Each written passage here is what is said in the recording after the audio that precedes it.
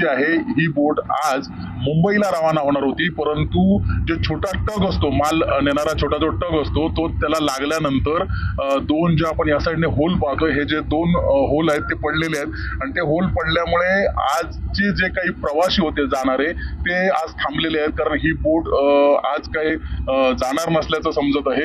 एकंदरीत या बोटमध्ये आज 20 प्रवासी होते, तर 6 गाड्या देखील बुक झालेल्या होत्या. अशा परिस्थितीमध्ये एकंदरीत आज आपण ही जी बोट पाहतोय या ठिकाणी ही बोट थांबून ठेवण्यात आलेली आहे.